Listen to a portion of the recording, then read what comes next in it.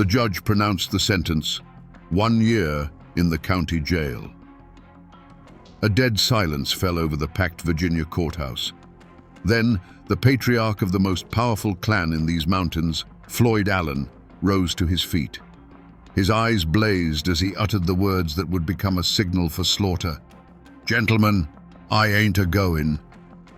A split second later, the courtroom exploded in a firestorm of bullets. When the gun smoke cleared, the judge, the sheriff, and the prosecutor lay dead. The newspapers called it an act of savage barbarism. But was it a cold-blooded ambush, or the last desperate stand of a man defending his honor? Today, we will try to find the truth behind the 90 seconds of hell that forever scarred these mountains. To understand the blood that was spilled, you first have to understand the world that was about to be lost. This was Hillsville, Virginia, at the dawn of the 20th century. Tucked deep in the Blue Ridge Mountains, this wasn't just a town, it was a fortress of tradition, a kingdom unto itself. Here, the hollows held the morning mist like secrets, and the rugged peaks stood as silent guardians against a world that was changing too fast. This was a land governed not by laws written on paper in some distant capital, but by the unwritten code of the mountains. The people here were cut from a different cloth. They were the descendants of Scottish-Irish settlers, a folk as hard and unyielding as the rock beneath their feet. They were fiercely independent, deeply suspicious of outsiders, especially the Flatlanders and their government. For them, the ultimate authority wasn't a judge or a sheriff, it was the family, the clan. Loyalty was the highest virtue, and honor was a currency more valuable than gold. An insult to one was an insult to all, and a man was expected to defend his name with a steady hand and a loaded gun. And in this world of shadow and stone, no clan cast a longer shadow than the Allens. They were the embodiment of the mountain spirit, powerful, proud, and absolutely uncompromising. They weren't just a family, they were a force of nature, with dozens of kin and supporters who looked to them for leadership, protection, and justice. When the Allens spoke, Carroll County listened. At their head stood the patriarch, 56-year-old Floyd Allen. Don't picture some simple farmer. Floyd was a titan of the mountains, a wealthy landowner, a savvy businessman who owned a general store and a sawmill. He was known for his immense strength, his quick temper, and a will made of iron. He never backed down from a fight, and he never broke a promise. To the people of Carroll County, he was more than a man. He was their king. The Allens lived by a simple, terrifying creed, an oath that was whispered with a mix of fear and admiration across the county.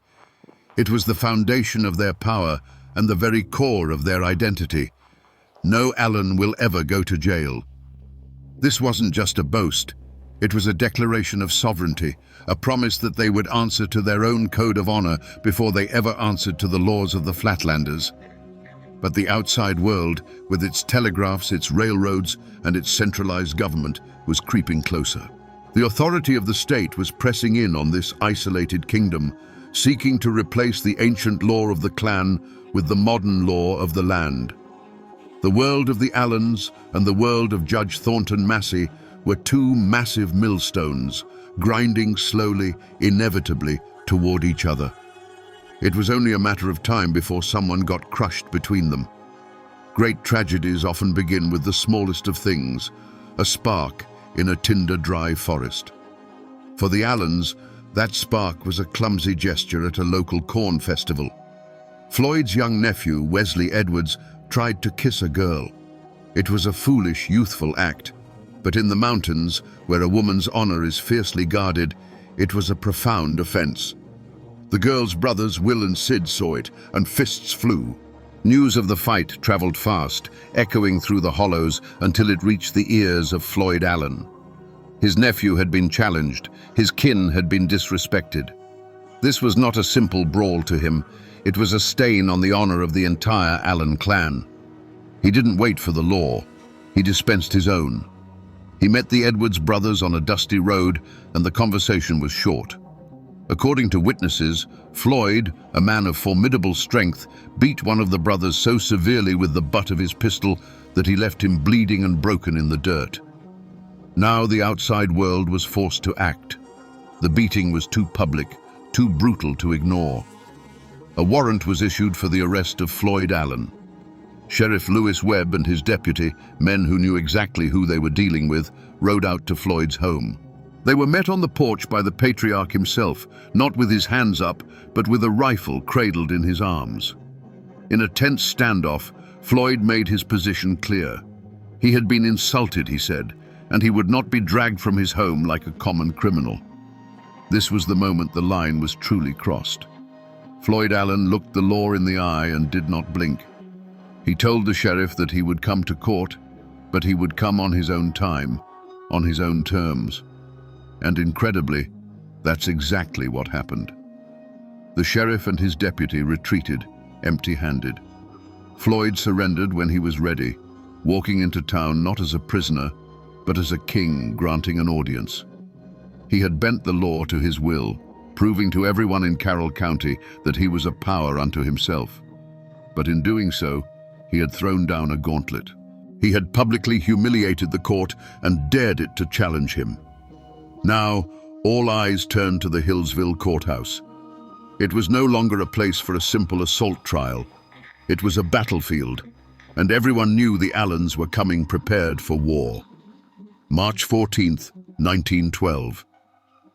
The Hillsville courthouse was not a hall of justice. It was a powder keg, and Judge Thornton Massey had just lit the fuse. As the sentence, 1 year in jail, hung in the electrified air, Floyd Allen rose. He looked not at the judge nor the jury, but at the entire system that dared to put a chain on him. "Gentlemen," he said, his voice low and steady, "I ain't a-goin'." He turned to leave, a king dismissing his court. Sheriff Webb lunged forward to grab his arm, a single fatal motion that broke the spell. In that instant, a single sharp crack of a revolver split the silence. To this day, no one knows for sure who fired it. Was it Floyd? Was it his son Claude, leaping to his father's defense? Or was it a deputy trying to enforce the law? It no longer mattered. That first shot was a signal. It was the first drop of rain that unleashes a hurricane. The courtroom didn't just erupt, it detonated. From every corner of the room, revolvers and rifles appeared as if from thin air. The Allens and their supporters, strategically placed among the crowd, unleashed a devastating crossfire. For those trapped inside, it wasn't a gunfight, it was the end of the world. The air turned into a deafening thunderclap of noise, punctuated by the flash of muzzles and the high-pitched whine of ricochets. The solid wood of the benches and the judge's dais splintered, chewed to pieces by an invisible hail of lead. The men who represented the law were the first to fall. Judge Massey, who had just sealed Floyd's fate, sought cover behind his bench. A moment later, his gavel fell silent forever. Sheriff Webb, the man who had taken that fateful step forward, crumpled to the floor. His last act on this earth was to pull his own revolver and send a bullet tearing into Floyd Allen's thigh, a final defiant gesture of the law he served. Prosecutor William Foster fell nearby, and a juror, a farmer named Augustus Fowler, was trying to scramble for the door when his escape was cut tragically short. Panic turned the crowd into a human stampede. People screamed, clawing their way towards the doors, trampling one another in a desperate bid for survival. A thick, choking cloud of gunpowder smoke filled the room, turning the scene into a blind, suffocating hell. Witnesses said it felt like an eternity, but the storm of bullets lasted no more than 90 seconds. When the last echo of gunfire faded, a ringing silence descended. The smoke began to clear, revealing a tableau of silent horror. Dark, ugly pockmarks scarred the courthouse walls, 57 of them, each one a testament to the madness that had just passed. Through the haze, figures moved with purpose. Floyd Allen, wounded but alive, was lifted by his kinsmen and carried from the building. The Allen clan mounted their horses and vanished back into the mountains, leaving a blood-soaked courthouse and a nation in shock. When the last of the Allen clan galloped out of sight, a profound, ringing silence fell over the Hillsville courthouse. It was a silence heavier than any sound, broken only by the whimpers of the wounded and the terrified gasps of the survivors. The air, thick with the acrid stench of gunpowder, now carried a new, coppery smell. On the blood-soaked floorboards, the law of the Commonwealth of Virginia lay dead. The judge, the sheriff, the prosecutor, the very symbols of the state's authority, had been executed in their own sanctuary. The news of the massacre didn't just spread, it shot out of Hillsville like a bullet, hitting the telegraph wires and exploding across the nation. Newspapers from Richmond to New York screamed with headlines that painted a picture of a savage war against civilization itself.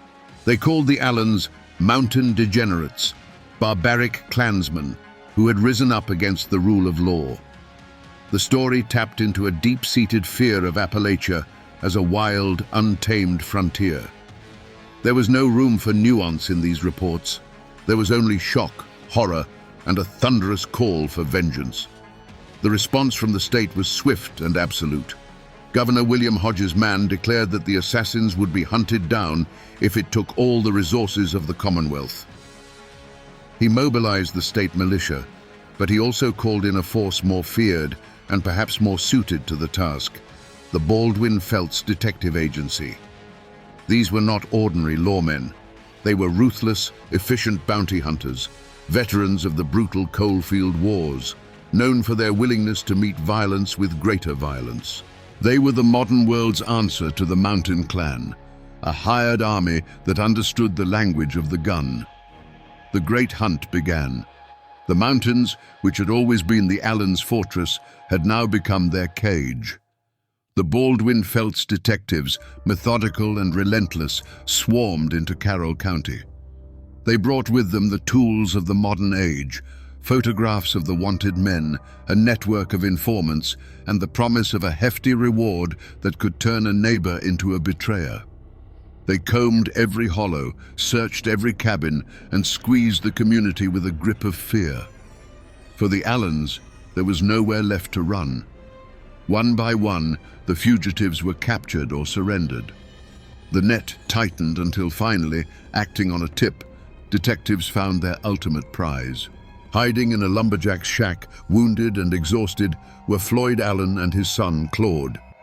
The king of Carroll County, the man who swore he would never see the inside of a jail, was now in shackles. The wolf hunt was over. The wolves were caged, and now they would face the victor's justice. The trial of the Allen clan was never going to be held in Hillsville. The influence of their name was too strong, the memory of the massacre too raw. To ensure a conviction, the state moved the proceedings to the city of Wytheville. But this change of venue did more than just move the trial. It ripped the Allens out of their world and placed them in the heart of their enemies. It wasn't a trial, it was a reckoning. The courthouse was surrounded by armed militia. Reporters from across the country filled the press benches, eager to send back sensational stories of the Appalachian savages. The court of law had become a theater of vengeance, and the public demanded a bloody final act. In the center of this storm sat Floyd and Claude Allen. They were not the wild-eyed murderers the newspapers described. Witnesses from the trial remembered them as composed, stoic, and utterly unbowed. They sat like fallen kings, their faces carved from mountain stone, showing no fear and no remorse. They listened to the testimony against them with a quiet dignity that was, in its own way, a final act of defiance. They had lived by the code of the mountains, and they would not grovel before the code of the Flatlanders, even with their lives hanging in the balance. The prosecution painted a picture of a cold, calculated conspiracy, an ambush designed to assassinate the law itself. Their lawyers argued that it was a spontaneous eruption of violence, a tragic misunderstanding that spiraled out of control. But in a courtroom filled with rage and grief, against the testimony of dozens of terrified survivors, their words were meaningless. The verdict was a foregone conclusion before the first witness was even called. The jury, drawn from a world that neither knew nor understood the Allens' way of life, deliberated for only a short time. The verdict came back. Guilty. Guilty of murder in the first degree. The judge, his voice heavy with the weight of the state's authority, sentenced Floyd Allen and his son Claude to die.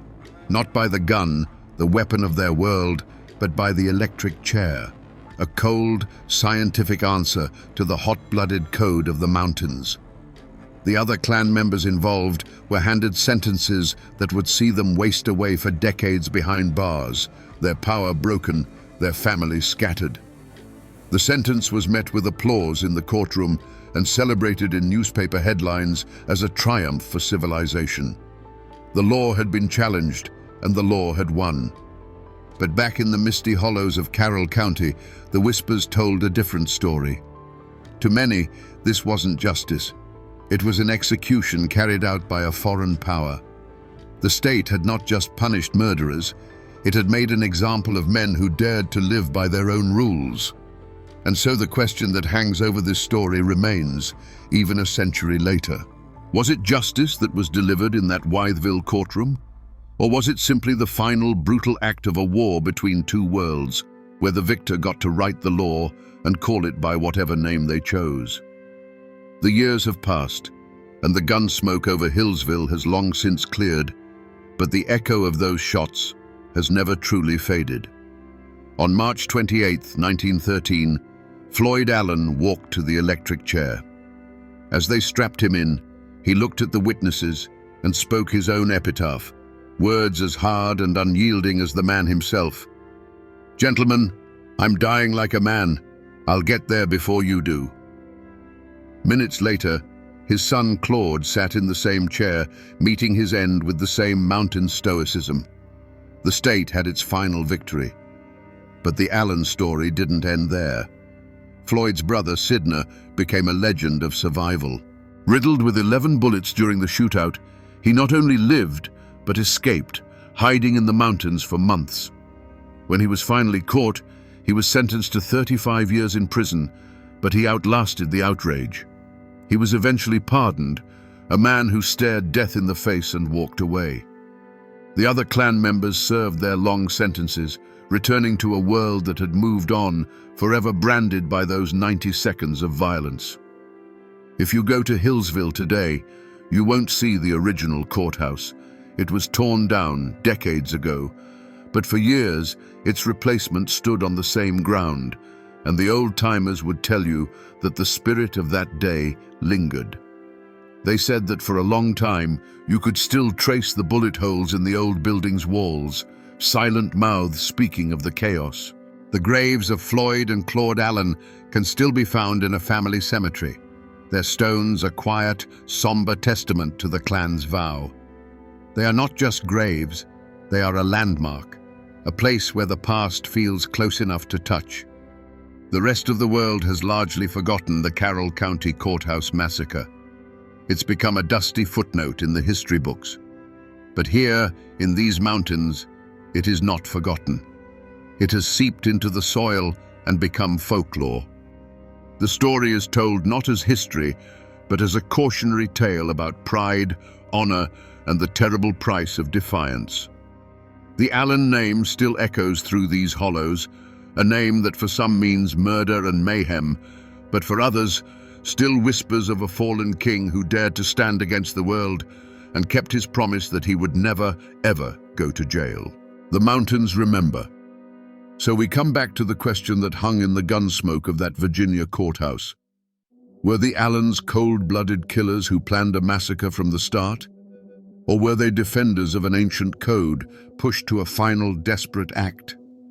The truth, like most things in these mountains, is not so simple. They came to that courthouse armed because in their world, power was respected only when it was backed by the threat of force. They didn't see themselves as criminals defying the law. They saw themselves as sovereigns of their own kingdom, defending its honor against a foreign invasion. The Hillsville massacre was more than just a crime. It was the bloody, violent end of an era. It was the moment the modern world, with its courts and its electric chairs, finally broke the back of the old world, with its clans and its code of blood honor. The state sent a message that day, written in the language the Allans understood best. Its power was now absolute, its reach inescapable. The Allan clan wasn't just fighting a one-year jail sentence, they were fighting the 20th century, and the 20th century won. This is a story of brutality, yes, but it is also a story of the indomitable Appalachian spirit, a spirit so fiercely independent that it can lead to both greatness and ruin. Floyd Allan was a king who refused to watch his kingdom crumble. He and his family were not heroes, but their tragic, violent story has become a dark legend, a warning of what happens when pride and honor demand a price that can only be paid in blood. And while the law won the war that day, the story of the clan who swore they would never go to prison and kept that oath at the cost of everything still haunts these hills.